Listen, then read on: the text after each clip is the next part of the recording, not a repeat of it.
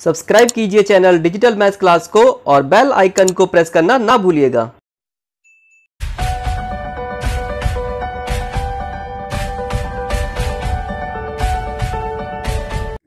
Dear student, स्वागत है आप सभी का आज की क्लास में। चैप्टर 2 रिलेशंस एंड फंक्शन में हम फलन का प्रांत और परिसर ज्ञात करने पर आधारित प्रश्नों को कर रहे हैं और इसे कंटिन्यू रखते हुए आज हम इस पर आधारित और प्रश्नों को करेंगे और इसे अच्छे से समझेंगे। तो सबसे पहले डिस्कस करते हैं इस एग्जाम्पल को। इसमें हमें फलन दिया हुआ है f of x equal to square root 16 minus x square और इसके द्वारा परिभाषित वास्तविक फलन का प्रांत और परिसर ज्ञात करना है। ठीक है, तो यहाँ पे हमें फलन दिया है f of x is equal to square root 16 minus x square. ठीक है, तो इसका हमें प्रांत और परिसर ज्ञात करना है। तो सबसे पहले इसका प्रांत ज्ञात करते हैं। प्रांत ज्ञात करने के लिए हमें x के उन मानों को ज्ञात करना होता है जिसके लिए फलन परिभाषित हो और फलन वास्तविक हो। ठीक है, तो सबसे पहले देखते हैं कि x के किन मानों के लिए फलन परिभाषित है। परिभाषित होने के लिए हर 0 के बराबर नहीं होना चाहिए और यहाँ पे जो फलन है वो है square root 16 minus x square. यहाँ पे हर में कुछ नहीं लिखा है, तो अगर हर में कुछ ना लिखा हो इट मीन्स वहाँ पे हर एक होता है और क्योंकि हर एक है तो इसका जो हर है वो 0 के बराबर नहीं हो सकता। ठीक है, तो x के सभी वास्तविक मानों के लिए फलन परिभाषित होगा क्योंकि यहाँ पर हर क्या है, एक है, फिक्स है और जो कि 0 के बराबर नहीं हो सकता। ठीक है, तो अब हम दूसरी वाली बात को देखेंगे कि क्योंकि फलन यहाँ पे क्या है, वास्तविक फलन है और वास्तविक फलन के लिए अगर फलन में रूट है, यहाँ पे स्क्वायर रूट है तो स्क्वायर रूट के अंदर पॉजिटिव होना चाहिए। ठीक है ना, पिछले वीडियो में मैंने आपको बताया था कि स्क्वायर रूट के वैल्यू अंदर की वैल्यू अगर पॉजिटिव है तो वह वास्तविक संख्या होती है और अगर स्क्वायर रूट के अंदर नेगेटिव है तो वह वास्तविक संख्या नहीं होती है, वह काल्पनिक संख्या होती है। ठीक है, तो यहाँ पे हमें दिया है फलन कैसा फलन है, पर वास्तविक फलन है क्योंकि f ऑफ x वास्तविक फलन है, वास्तविक फलन है, वास्तविक फलन है, फलन है। तो इसलिए क्योंकि ये वास्तविक फलन है तो रूट के अंदर की वैल्यू पॉजिटिव होगी और रूट के अंदर वैल्यू है 16 माइनस एक्स स्क्वायर। ये क्या होना चाहिए, पॉजिटिव होना चाहिए, मीन्स 0 से बड़ा होना चाहिए। ठीक है, और ये वैल्यू 0 के बराबर भी हो सकती है। ठीक है, तो अब ये इस तरह से असमीका बन गई है इन इक्वेशन, जिसे हम आगे पढ़ेंगे। ठीक है, और वहाँ पे से डिटेल में स्टडी करेंगे। तो अब हम इस असमीका को हल करेंगे। असमीका को हल करने के लिए सबसे पहले तो जो वेरिएबल होता है, जैसे यहाँ पे वेरिएबल x है, इसकी हाईएस्ट पावर, यहाँ पे हाईएस्ट पावर 2 है, इसका साइन पॉजिटिव होना चाहिए। ठीक है, इसका जो गुणांक है इसका गुणांक पॉजिटिव होना चाहिए। तो सबसे पहले यहाँ पे हम क्या करेंगे, एक्स स्क्वायर के गुणांक को पॉजिटिव करेंगे और एक्स स्क्वायर के गुणांक को पॉजिटिव करने के लिए यहाँ पर माइनस कॉमन लेते हैं क्योंकि जब हम माइनस कॉमन लेंगे तो इसका गुणांक पॉजिटिव हो जाएगा। ठीक है, अब ये हो गया एक्स स्क्वायर और 16 का जो गुणांक है वो माइनस हो जाएगा। क्यों, क्योंकि हमने माइनस कॉमन ले लिया है। ठीक है, तो ये हो जाएगा x square minus 16 greater than equal to 0। ठीक है, अब यहाँ पे इसका साइन चेंज कर देते हैं, यहाँ से नेगेटिव साइन को हटा देंगे। जब यहाँ पे हम नेगेटिव साइन को हटाएंगे, एक्स स्क्वायर माइनस 16 पहले ये नेगेटिव था, अब इसे हमने पॉजिटिव कर दिया है। तो जब साइन चेंज करते हैं तो ये सिंबल भी चेंज होता है, इनइक्वलिटी का सिंबल चेंज होता है। यहाँ पे ये ग्रेटर देन इक्वल था, अब ये हो जाएगा लेस देन इक्वल टू 0। ऐसा क्यों होता है इसे समझते हैं। ठीक है, अब इसे समझते हैं ऐसे क्यों हुआ। माना एक ऋणात्मक संख्या है, सपोज -2। ठीक है, और -2 जो होता है ये 0 से छोटा होता है ना, -2 0 से छोटा होता है। अब अगर हम इसका चिन्ह बदल दें, ठीक है, तो ये 0 से क्या होगा, बड़ा या छोटा, 2 0 से क्या है, 2 0 से बड़ा है। ठीक है ना, तो इसका मतलब ये हुआ कि जब हम चिन्ह बदलते हैं तो ये जो ग्रेटर देन और लेस देन का जो सिंबल होता है ये चेंज हो जाता है। तो आपको ये बात को ध्यान में रखना है। ठीक है, जब हम चिन्ह बदलते हैं, जब साइन चेंज करते हैं तो ये ग्रेटर देन इक्वल का साइन भी, ये सिंबल भी चेंज होता है। ठीक है, तो इस तरह से जब हमने इसका साइन चेंज किया तो ये इनइक्वलिटी का सिंबल भी चेंज आएगा, अभी हो जाएगा लेस देन इक्वल टू 0। ठीक है, तो अब इस असमीका को हल करेंगे। असमीका को हल करने के लिए अभी देखो इसका फैक्टराइज कर सकते हैं, इसको गुणनखंड करेंगे। कैसे, ये ए स्क्वायर माइनस बी स्क्वायर की फॉर्म में है, एक्स स्क्वायर माइनस 4 स्क्वायर और ए स्क्वायर माइनस बी स्क्वायर होता है ए plus b into a minus B. ठीक है, ये एक्स स्क्वायर माइनस 4 स्क्वायर तो ये हो जाएगा x plus 4 a plus b into a minus b ना, तो यहाँ पर जाएगा x minus 4 less than equal to 0। ठीक है, अब इसे हम हल करेंगे और हल करने का मतलब है कि हम x के उन मानों को ज्ञात करेंगे जिनके लिए इन दोनों का गुणनफल या तो 0 के बराबर होना चाहिए या 0 से छोटा होना चाहिए। 0 से छोटा होने का मतलब है कि इनका जो गुणनफल होना चाहिए नेगेटिव होना चाहिए। ठीक है, तो इसे सॉल्व करने के लिए ये जो हमने यहाँ पे गुणनखंड किया है, इन गुणनखंडों को अलग अलग 0 के बराबर रखेंगे। ठीक है, और x का मान निकालेंगे। तो सबसे पहले x + 4 को अगर हम 0 के बराबर रखें तो इसका मान आ जाएगा x = -4। ठीक है ना, और अगर हम x - 4 को 0 के बराबर रखें तो ये आ जाएगा x = 4। ठीक है, तो ये x के दो मान आ गए हैं -4 और 4, इन्हें कहते हैं क्रिटिकल पॉइंट्स। अब x के इन मानों को हम संख्या रेखा पर रखेंगे। ठीक है, तो सबसे पहले एक संख्या रेखा खींच लेंगे, इस तरह से एक सीधी रेखा खींचेंगे और इस सीधी रेखा पर हम ये जो x के मान है इन मानों को हम यहाँ पे संख्या रेखा पर रखेंगे बढ़ते हुए क्रम में। ठीक है, बढ़ते हुए क्रम का मतलब है सबसे पहले सबसे छोटी संख्या, और यहाँ पे सबसे छोटी संख्या है -4, तो सबसे पहले -4 को रखेंगे, कहीं पर भी रख सकते हैं। ठीक है, फिर उसके बाद हम रखेंगे 4 को -4 के बाद। ठीक है, यहाँ पर कहीं पर भी रख सकते हैं, ये 4 हमने यहाँ पे रख दिया। ठीक है, अच्छा अब यहाँ पे जो आएगा, यहाँ पर आएगा -∞ और यहाँ पर आएगा ∞। ठीक है, तो इस तरह से x = -4 और x = 4 इस संख्या रेखा को 3 भागों में बांट रहा है। एक भाग इसका है -∞ से -4, दूसरा भाग है -4 से 4 और तीसरा भाग है 4 से ∞। ठीक है, तो इन अंतरालों में हम देखेंगे कि इसका जो गुणनफल आएगा उसका चिन्ह क्या होगा। ठीक है, तो एक तरीका तो ये होता है कि हम एक एक करके मान रख के चेक करेंगे।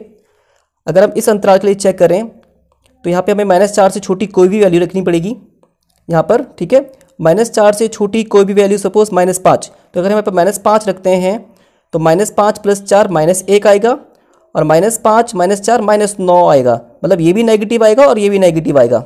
नेगेटिव इंटू नेगेटिव पॉजिटिव, इसका मतलब है कि अगर हम यहाँ पर इसकी वैल्यू -4 से छोटी कोई वैल्यू यहाँ रखते हैं तो इन दोनों का गुणनफल पॉजिटिव आएगा। ठीक है, और अगर हम यहाँ पर x की जगह पर -4 और 4 के बीच की कोई संख्या रखें, -4 और 4 के बीच में सपोज 0 जो है -4 और 4 के बीच में आएगा, तो अगर यहाँ पे 0 रखते हैं, कोई भी वैल्यू रखी जा सकती है। ठीक है, तो यहाँ पे 0 रखेंगे तो आएगा 0 + 4 पॉजिटिव, 0 - 4 नेगेटिव। ठीक है, तो एक पॉजिटिव आ रहा है, एक नेगेटिव आ रहा है, और पॉजिटिव की गुणा जब नेगेटिव से होती है तो इनका जो गुणनफल होगा वो नेगेटिव होगा, जो कि हमें चाहिए। ठीक है, और अगर हम 4 से बड़ी कोई संख्या यहाँ पे रखते हैं, x की यहाँ पर x की जगह पर 4 से बड़ी, जैसे सपोज 5 4 से बड़ा है, यहाँ पे 5 आएगा, यहाँ पे 5 रखे तो 5 + 4 9 जो कि पॉजिटिव है, 5 - 4 1 जो कि पॉजिटिव है। पॉजिटिव इंटू पॉजिटिव, इनका जो गुणनफल होगा पॉजिटिव होगा। ठीक है ना, तो इसका मतलब है कि इस अंतराल में और इस अंतराल में तो इन दोनों का गुणनफल पॉजिटिव होगा। तो ये वाली जो प्रक्रिया है, ये प्रक्रिया थोड़ी लंबी है, यहाँ पे हम शॉर्टकट मेथड करेंगे, और ये शॉर्टकट मेथड है, इसे कहते हैं वेविकर मेथड। ठीक है, तो वेविकर मेथड में सबसे पहले तो ये जो संख्या रेखा है इसके सबसे राइट हैंड साइड में, सबसे दाहिनी ओर यहाँ पर पॉजिटिव साइन लगा लेते हैं। ठीक है ना, सबसे राइट हैंड साइड में यहाँ पे पॉजिटिव आएगा, और अब जो बाद का साइन है वो डिपेंड करता है इन वैल्यू पे, कि ये जो वैल्यू है ये किन फैक्टर से आई है, ये जिन फैक्टर से आई है उनकी पावर क्या है। ठीक है, तो यहाँ पे जो x = 4, ये जो 4 आया है, ये x - 4 को 0 के बराबर रखकर आया है। ठीक है, इस गुणनखंड को 0 के बराबर रखकर आया है, और इसकी जो पावर है, इसकी जो घात है वो 1 है, और 1 यहाँ पे विषम संख्या है। तो अगर पावर विषम संख्या है, अगर घात विषम संख्या है तो चिन्ह बदल जाएगा, प्लस के बाद यहाँ पे माइनस हो जाएगा। ठीक है, और अगर घात सम संख्या होती है 2 4 6 तो चिन्ह में कोई बदलाव नहीं होता है, अगर यहाँ पे पॉजिटिव है तो यहाँ पर भी पॉजिटिव आएगा। ठीक है, अब आगे देखते हैं, आगे माइनस के बाद यहाँ पे कौन सा चिन्ह आएगा, तो ये डिपेंड करेगा इस वैल्यू पे -4, ये किस फैक्टर से आई है। यहाँ पे जो -4 आया है, x + 4 को 0 के बराबर रखकर आया है, इस वाले फैक्टर को 0 के बराबर रखकर आया है, और इसकी जो पावर है वो 1 है, विषम संख्या है। ठीक है, और क्योंकि विषम संख्या है तो चिन्ह बदल जाएगा, माइनस के बाद प्लस आ जाएगा, और अगर इसकी पावर कोई सम संख्या होती है 2 4 6 8 तो चिन्ह में कोई बदलाव नहीं होता है। ठीक है, अगर यहाँ पे माइनस तो यहाँ पे भी माइनस रहेगा। ठीक है, तो इस तरह से हम चिन्हों का ध्यान रखते हैं। ठीक है, तो यहाँ पे चिन्ह आ गया प्लस माइनस प्लस, इसका मतलब ये है कि इस अंतराल के लिए -∞ से 4 तक के लिए इन दोनों का गुणनफल पॉजिटिव होगा, और 4 से लेके ∞ तक भी इन दोनों का गुणनफल पॉजिटिव होगा। हमें कौन सा मान देखना है, x का किन मानों के लिए देखना है, हमें यहाँ पे वो अंतराल देखना है जहाँ पर इन दोनों का गुणनफल 0 से छोटा हो, नेगेटिव हो, ठीक है। और वो कहाँ पर है, -4 से लेकर 4 तक, इस अंतराल के लिए। तो इस तरह से यहाँ पे जो x का मान आएगा, इसलिए यहाँ पे जो x का मान आएगा, x इसका मान -4 से बड़ा और 4 से छोटा होगा, और क्योंकि यहाँ पे बराबर भी है तो यहाँ पे बराबर भी आ जाएगा, ठीक है। तो इस तरह से हम यहाँ पे डोमेन, यहाँ पे हमारा डोमेन पता लग गया है, ठीक है। तो इसका जो डोमेन होगा फलन का, डोमेन इसका जो प्रांत है, ठीक है, इसका जो प्रांत होगा वो -4 से लेकर 4 तक के रियल नंबर हो गए, -4। और क्योंकि यहाँ पे x जो है -4 के बराबर भी है तो यहाँ पे बड़ा ब्रैकेट आएगा, ठीक है। कहाँ तक होगा, 4 तक, ठीक है। और क्योंकि x यहाँ पे 4 के बराबर है तो बराबर के लिए बड़ा ब्रैकेट, ठीक है। और ये क्लोज इंटरवल है, इस क्लोज इंटरवल का मतलब है -4 से लेकर 4 तक के सभी रियल नंबर। तो इस तरह से हमने यहाँ पे फलन का डोमेन ज्ञात कर लिया है, और इसका जो डोमेन है वो है -4 से लेकर 4 तक के सभी वास्तविक संख्याएं। इनके लिए क्या होगा, फलन परिभाषित होगा और वास्तविक होगा। तो इस तरह से हम फलन का डोमेन ज्ञात करने के लिए दो बातों पे ध्यान देते हैं। एक तो हर में, जिसका हर है वो 0 के बराबर नहीं होना चाहिए, क्योंकि अगर ये 0 के बराबर के तो अपरिभाषित हो जाता है, ठीक है। और दूसरा हम ध्यान देते हैं वास्तविक फलन के लिए कि रूट के अंदर जो वैल्यू है वो पॉजिटिव होनी चाहिए, ठीक है। तो इन बातों का ध्यान रखकर हम फलन का डोमेन और परिसर ज्ञात कर सकते हैं, ठीक है। अब हम इसका परिसर ज्ञात करेंगे, और परिसर ज्ञात करने के लिए हम डोमेन में जो x के मान है, x के उन मानों के लिए y का मान ज्ञात करेंगे, ठीक है। तो यहाँ पे सबसे पहले तो हम फलन को लिख देते हैं। फलन है y = square f of x, और f ऑफ x यहाँ पर है स्क्वायर रूट 16 माइनस x², ठीक है। तो सबसे पहले तो ये स्क्वायर रूट है, और स्क्वायर रूट जो होता है वो हमेशा पॉजिटिव होता है। ये मैंने आपको लास्ट वीडियो में बताया था, स्क्वायर रूट जो होता है वो हमेशा पॉजिटिव होता है, वर्गमूल हमेशा धनात्मक होता है, ठीक है। तो क्योंकि ये स्क्वायर रूट है तो यहाँ पे y का मान जो आएगा ये पॉजिटिव आएगा, ठीक है। और ये 0 भी हो सकता है, ठीक है। तो एक बात तो ये हो गई कंफर्म कि y का मान जो होगा वो पॉजिटिव होगा या फिर 0 के बराबर भी हो सकता है। y का मान 0 से बड़ा और 0 के बराबर होगा, ये तो कंफर्म है। ये होगा इन इक्वेशन फर्स्ट, असमीका 1, ठीक है। अब ये जो y का मान है ये तो पता लग गया कि 0 से बड़ा है और 0 के बराबर भी हो सकता है, लेकिन y का मान कहाँ तक होगा, क्योंकि यहाँ पर जो डोमेन है, डोमेन -4 से लेके 4 तक के रियल नंबर्स हैं। तो -4 से लेके 4 तक के रियल नंबर्स के लिए x के इन मानों के लिए y का मान कहाँ तक आएगा, तो इसे ज्ञात करने के लिए हमें सबसे पहले तो क्या करना होगा, x को y के पद में लिखना होगा। और x को y के पद में लिखने के लिए सबसे पहले क्या कर लेते हैं, दोनों पक्षों का वर्ग कर लेते हैं, ठीक है। तो दोनों पक्षों का वर्ग करेंगे, तो दोनों पक्षों का वर्ग करने पे यहाँ पे आ जाएगा y² और यहाँ से रूट हट जाएगा, ठीक है। इसीलिए हमने यहाँ पे दोनों पक्षों का वर्ग किया, क्योंकि यहाँ पे हमें स्क्वायर रूट को हटाना था। स्क्वायर रूट को इसलिए हटाना था क्योंकि हमको x को y के पद में लिखना है, ठीक है। तो x को y के पद में लिखने के लिए x² को ले जाएंगे लेफ्ट हैंड साइड में, और लेफ्ट हैंड साइड में जब इसको ले जाएंगे तो इसका चिन्ह प्लस का हो जाएगा x², और y² को ले जाएंगे राइट हैंड साइड में, ठीक है। तो उसका चिन्ह हो जाएगा नेगेटिव का 16 माइनस y², ठीक है। तो ये हो जाएगा x = √16 माइनस y², ठीक है। तो इस तरह से यहाँ पे हमने x को y के टर्म में लिख दिया है। अब हमें क्योंकि y के मान ज्ञात करने हैं, एक तो पता लग चुका है कि पॉजिटिव होगा, 0 के बराबर या 0 से बड़ा होगा, ठीक है। और कहाँ तक होगा, इसके लिए हमें y के मान ज्ञात करने हैं, और y के उन मानों को ज्ञात करेंगे जिसके लिए क्या होना चाहिए, x परिभाषित होना चाहिए, x वास्तविक होना चाहिए और डोमेन में होना चाहिए। और उसका जो डोमेन है वो क्या है, -4 से लेकर 4 तक के रियल नंबर, ठीक है। तो सबसे पहले देखते हैं परिभाषित होने के लिए सबसे पहले इसका हर देखेंगे। हर में क्या होना चाहिए, हर इसका 0 के बराबर नहीं होना चाहिए, और क्योंकि यहाँ पे हर में 1 है तो हर तो इसका 0 नहीं होगा y के सभी वास्तविक मानों के लिए, ठीक है। y के सभी वास्तविक मानों के लिए जो x होगा वो परिभाषित है, क्योंकि इसके हर में यहाँ पे क्या 1 है जो कि 0 नहीं हो सकता, ठीक है। दूसरी बात देखेंगे वास्तविक, और वास्तविक के लिए क्या होना चाहिए, वास्तविक के लिए अगर यहाँ पर स्क्वायर रूट है तो स्क्वायर रूट के अंदर की वैल्यू पॉजिटिव होनी चाहिए। तो x वास्तविक है, ये रियल होगा यदि अगर क्या होगा, अगर रूट के अंदर की वैल्यू 16 माइनस वाई स्क्वायर अगर ये पॉजिटिव हो, ठीक है, जीरो से बड़ी हो, और जीरो भी हो सकती है ये, ठीक है, जीरो के बराबर है और जीरो से बड़ी हो, तो ये उसी तरह से असमीका बन चुकी है जैसे यहाँ पे बनी थी, ठीक है ना। और जैसे मैंने पहले कहा था कि असमीका को हल करने के लिए सबसे पहले तो जो वेरिएबल होता है, यहाँ पे वेरिएबल y है, इसकी हाईएस्ट पावर जो है, इसका गुणांक पॉजिटिव होना चाहिए। तो पॉजिटिव करने के लिए यहाँ पे माइनस कॉमन लेंगे और ये पॉजिटिव हो जाएगा वाई स्क्वायर, ठीक है, और ये माइनस का हो जाएगा -16 ग्रेटर देन इक्वल टू 0, ठीक है। अब जब यहाँ पे हम साइन चेंज करेंगे, माइनस को हटाएंगे तो इसका इनइक्वलिटी का सिंबल भी चेंज आएगा, अब ये हो जाएगा लेस देन इक्वल टू 0, ठीक है। तो यहाँ पे ये असमीका ठीक उसी तरह से बन चुकी है जैसे यहाँ पे बनी थी, और यहाँ पर भी हम इसे ठीक इसी तरह से वेविकर मेथड से सॉल्व करेंगे, शॉर्टकट मेथड से, ठीक है। और जब इसे हम वेविकर मेथड से सॉल्व करेंगे तो यहाँ पर y की वैल्यू आएगी, यहाँ पर y की वैल्यू -4 से बड़ी और 4 के बराबर, और 4 से छोटी और 4 के बराबर आएगी, ठीक है। तो इस तरह से एक और असमीका बन गई है y पर, एक तो ये बनी थी और ये दूसरी असमीका बन गई है y पर, ठीक है। तो इन दोनों असमीका से हमें पता चला है कि y का मान 0 से बड़ा और 0 के बराबर होगा, ठीक है। और यहाँ पे जो दूसरी असमीका है इसके अनुसार y का मान क्या होना चाहिए, -4 से लेकर 4 तक होना चाहिए, लेकिन क्योंकि जो पहली वाली असमीका है इसके अनुसार y का मान 0 से बड़ा और 0 के बराबर होना चाहिए, इसका मतलब है कि यहाँ पे जो नेगेटिव वाला मान है y का वो नहीं आएगा, ठीक है। तो असमीका 1 व 2 से, असमीका 1 व 2 से, ठीक है। तो पहली वाली असमीका के अनुसार y का मान 0 से बड़ा और 0 के बराबर है, ठीक है। और असमीका 2 के अनुसार ये वाला तो हमने छोड़ देंगे, ठीक है, ये लेंगे 4 के बराबर और 4 से छोटा, ठीक है।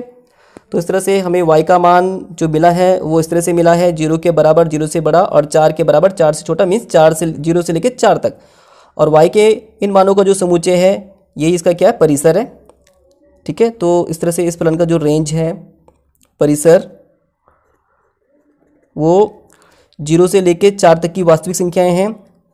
तो क्योंकि यहाँ पे ये y 0 के बराबर भी है तो बराबर के लिए बड़ा ब्रैकेट आएगा, ठीक है।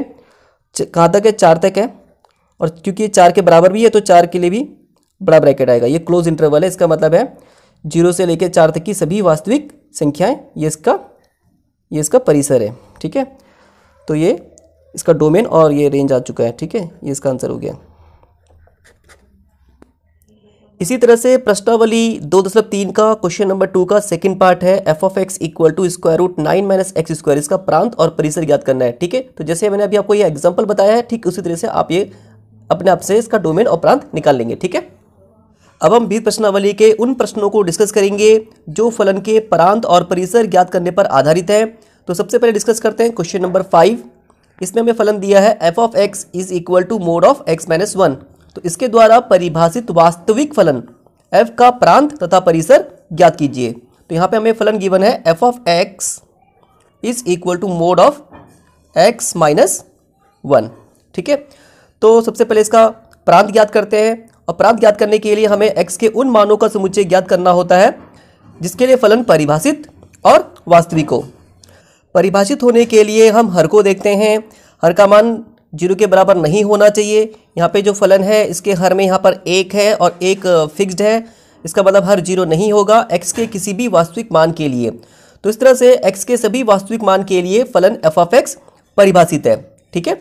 अब वास्तविक के लिए देखेंगे, वास्तविक के लिए अगर फलन में स्क्वायर रूट है तो यहाँ पे हम स्क्वायर रूट को देखते हैं। वास्तविक के लिए स्क्वायर रूट को देखेंगे और स्क्वायर रूट के अंदर की जो वैल्यू है वो पॉजिटिव होनी चाहिए, और क्योंकि यहाँ पे स्क्वायर रूट नहीं है, वर्गमूल नहीं है, ठीक है, तो इस तरह से x के सभी वास्तविक मानों के लिए फलन वास्तविक है, ठीक है। तो ये जो फलन है ये x के सभी वास्तविक मानों के लिए परिभाषित है, क्योंकि हर 0 नहीं हो सकता, हर में 1 है, और x के सभी वास्तविक मानों के लिए फलन वास्तविक है क्योंकि यहाँ पर स्क्वायर रूट नहीं है, ठीक है। अगर स्क्वायर रूट होता तो स्क्वायर रूट के अंदर की वैल्यू को पॉजिटिव होना चाहिए वास्तविक होने के लिए। तो क्योंकि f(x) x के सभी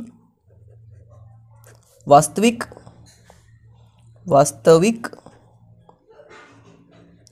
मानों के लिए, सभी वास्तविक मानों के लिए परिभाषित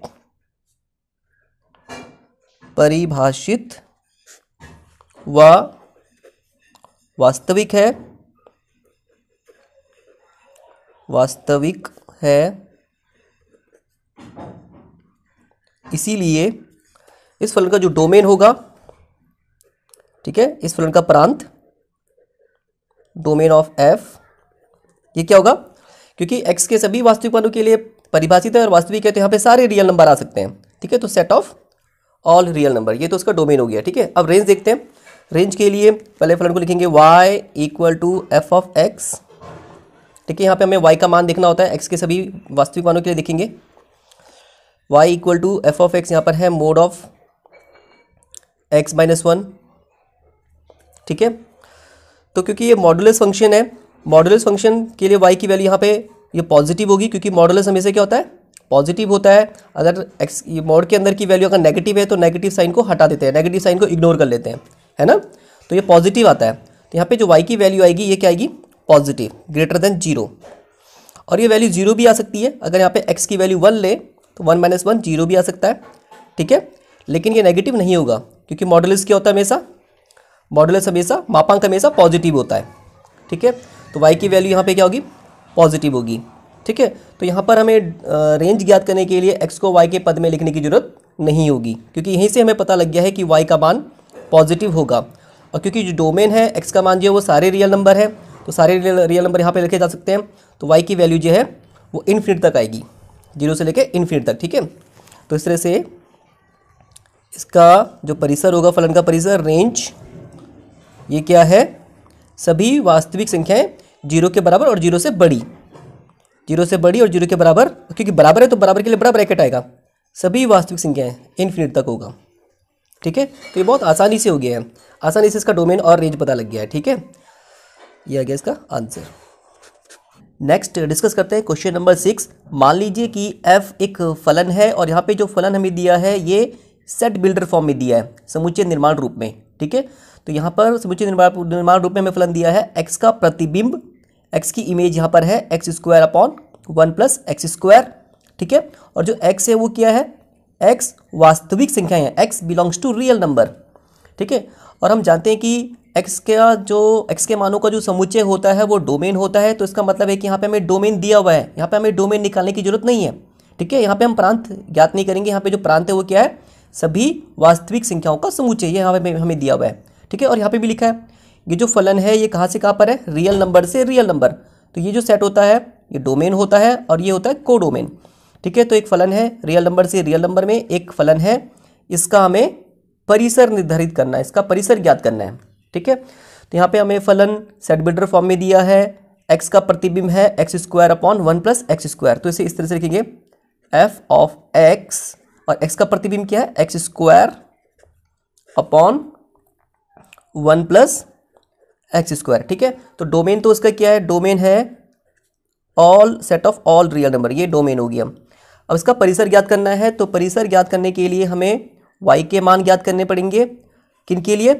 डोमेन के x के सभी मानों के लिए y का मान ज्ञात करेंगे, और y का मान ज्ञात करने के लिए हमें क्या करना होता है, x को y के पद में लिखना होता है, ठीक है। ये जनरल मेथड है, अलग अलग फलनों के लिए परिसर ज्ञात करने का अलग अलग तरीका होता है, लेकिन ये जनरल तरीका है और ज़्यादातर क्वेश्चन इसी तरीके से होते हैं। तो सबसे पहले इसे इस तरह से लिखेंगे, y equal to f of x होता है, और एफ ऑफ एक्स यहाँ पर है x square upon 1 plus x square. X को y के पद में लिखना है तो क्रॉस मल्टीप्लाई कर देते हैं, क्रॉस मल्टीप्लाई करेंगे तो y की इंटू 1 प्लस एक्स स्क्वायर होगी, तो ये जाएगा y into y x square is equal to x square, ठीक है ना। x को y के पद में लिखना है, तो x को y के पद में लिखने के लिए x वाले पद एक साथ रखेंगे, तो एक्स स्क्वायर को इस साइड ले जाएंगे, ठीक है, लेफ्ट हैंड साइड में, और जब इसको लेफ्ट हैंड साइड में ले जाएंगे तो उसका चिन्ह माइनस का हो जाएगा, और y को राइट हैंड साइड में ले जाएंगे और उसका चिन्ह वहाँ पर बदल जाएगा, माइनस का हो जाएगा। हमें x को y के पद में लिखना है, तो इसलिए यहाँ पे एक्स स्क्वायर को कॉमन ले लेंगे, एक्स स्क्वायर वाले पद एक साथ हैं, यहाँ पे एक्स स्क्वायर कॉमन आ जाएगा, ब्रैकेट में आ जाएगा y minus 1 is equal to minus y. हमें x को y के पद में लिखना है, तो y माइनस 1 को दूसरी साइड में ले जाएंगे, ठीक है। तो ये हो जाएगा x square equal to minus y upon ये यहाँ पे डिवाइड में आ जाएगा, अपॉन में आ जाएगा, सॉरी ये माइनस है, y माइनस 1, ठीक है, यहाँ पे माइनस है, ठीक है। तो ये हो जाएगा x is equal to square root minus y upon y minus 1, ठीक है। अच्छा यहाँ पे नेगेटिव है, रूट के अंदर यहाँ पे नेगेटिव नहीं होना चाहिए, तो यहाँ से नेगेटिव साइन को हटाएंगे। नेगेटिव साइन को हटाने के लिए हम यहाँ पे नीचे हर में माइनस कॉमन ले लेते हैं। तो यहाँ पे जब माइनस कॉमन लेंगे तो ब्रैकेट में ये नेगेटिव है, ये प्लस का हो जाएगा और y नेगेटिव का हो जाएगा, माइनस का हो जाएगा, ठीक है। यहाँ से हमने माइनस इसलिए कॉमन लिया है क्योंकि यहाँ से हमें माइनस को हटाना है, ठीक है। तो अब ये इस तरह से आ जाएगा x equal to square root y upon 1 minus y. तो इस तरह से हमने x को y के टर्म में लिख दिया है, ठीक है। अब हम y के उन मानों को ज्ञात करेंगे जिसके लिए x परिभाषित हो और वास्तविक हो, ठीक है। और वो क्या होना चाहिए, डोमेन में होना चाहिए। डोमेन तो यहाँ पे सारे रियल नंबर हैं, सारे रियल नंबर हो सकते हैं, ठीक है। तो परिभाषित के लिए क्या होना चाहिए, परिभाषित के लिए हर 0 के बराबर नहीं होना चाहिए। तो x परिभाषित है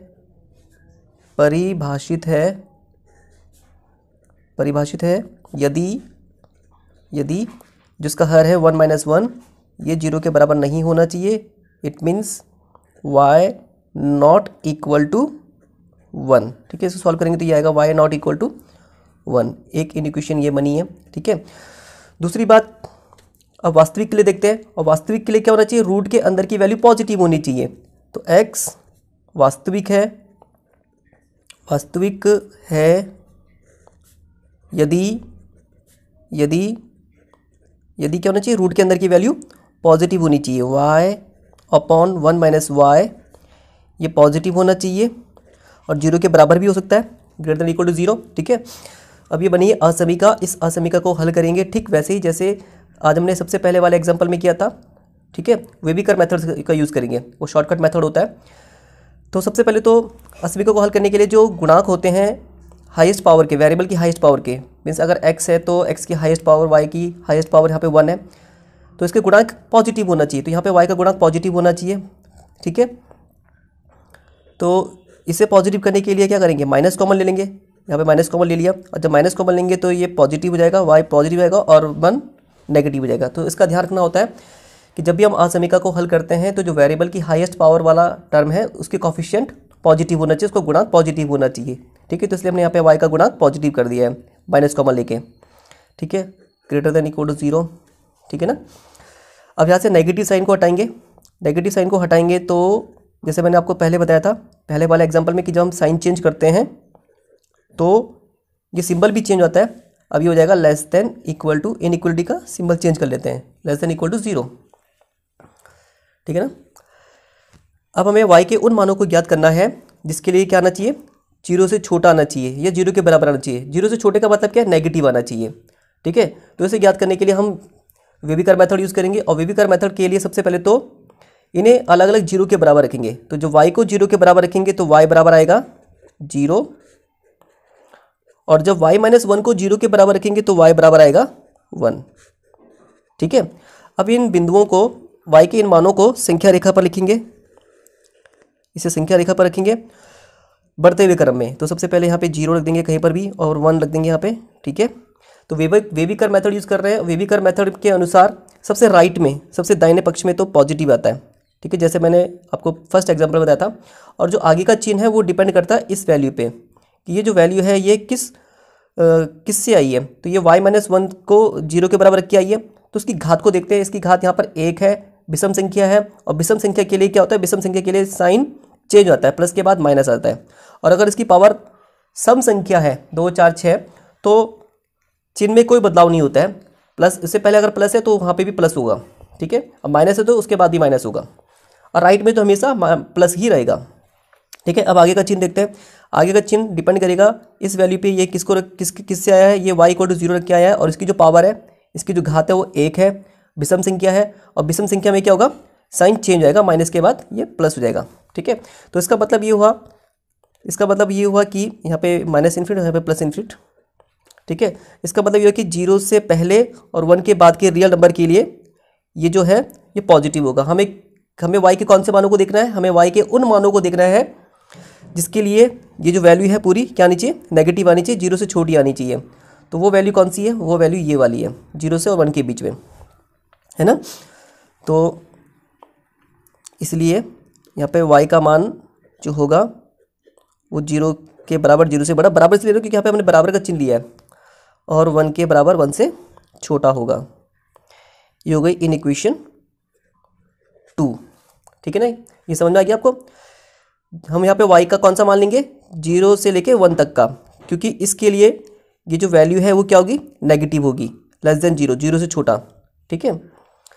तो अब असमीका 1 के अनुसार y का मान 1 के बराबर नहीं है, और असमीका 2 के अनुसार y का मान 0 और 1 के बराबर है। तो इन दोनों के अनुसार असमीका 1 व 2 से, असमीका 1 व 2 से y का मान क्या होगा? y का मान ये है 0 से बड़ा, 0 के बराबर, और 1 से छोटा। 1 के बराबर नहीं लेंगे, क्यों?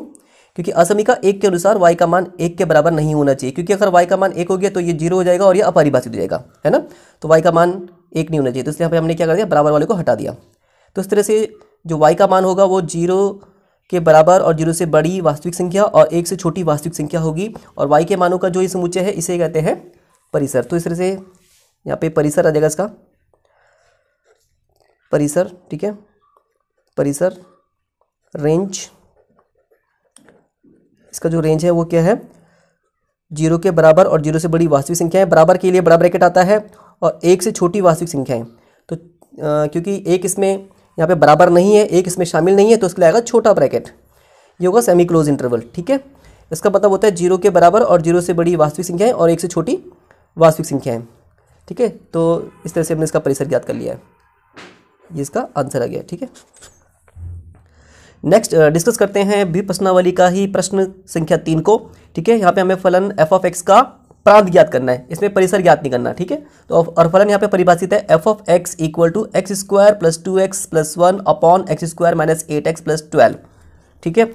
तो प्रांत ज्ञात करने के लिए हमें x के उन मानों का समुच्चय ज्ञात करना होता है जिसके लिए फलन परिभाषित हो और वास्तविक हो।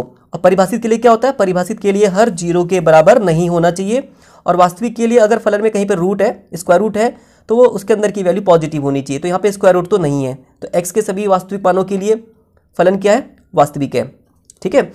यहाँ पे हम देखेंगे परिभाषित के लिए हर क्या होना चाहिए? 0 के बराबर नहीं होना चाहिए। f ऑफ x परिभाषित है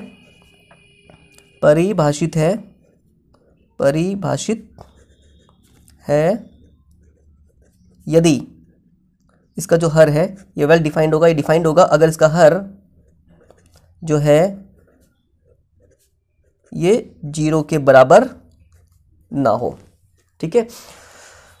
तो जैसे हम द्विघात समीकरण को हल करते हैं by splitting middle term method, उसी तरीके से इसको भी सॉल्व करते हैं, ठीक है। तो स्प्लिटिंग मिडिल टर्म मेथड में क्या करते हैं? सबसे पहले अचर पद की गुणा करते हैं एक्स स्क्वायर के गुणांक से। यहाँ पे एक्स स्क्वायर का गुणांक 1 है, 12 एकम 12। अब 12 के ऐसे गुणनखंड करेंगे जिनको, क्योंकि यहाँ पे प्लस है, जिनको जोड़ के एक्स का गुणांक मीन्स 8 आना चाहिए, ठीक है। तो 12 के ऐसे गुणनखंड कौन से हैं जिनको जोड़कर 8 आता है? ऐसे गुणनखंड इसके हैं 6 और 2, 6 दूनी 12 होता है, ठीक है। 6 दूनी 12 और 6 और 2 को जोड़े तो 8 आता है, ठीक है। तो यहाँ पर हम लिख देंगे इसको एक्स स्क्वायर माइनस जो बीच वाला टर्म है 8, इसको जगह पे लिख देंगे 6 प्लस 2, ठीक है। ये मेथड जो है द्विघात समीकरण को हल करने का, ये आपने 10वीं क्लास में समझा हुआ है। ये हो जाएगा x square minus 6x, sorry minus plus minus होगा यहाँ पे, minus 2x plus 12 not equal to 0, ठीक है। अब यहाँ पे ग्रुपिंग बना देंगे, एक ग्रुप ये बना, एक ग्रुप ये बना, ठीक है।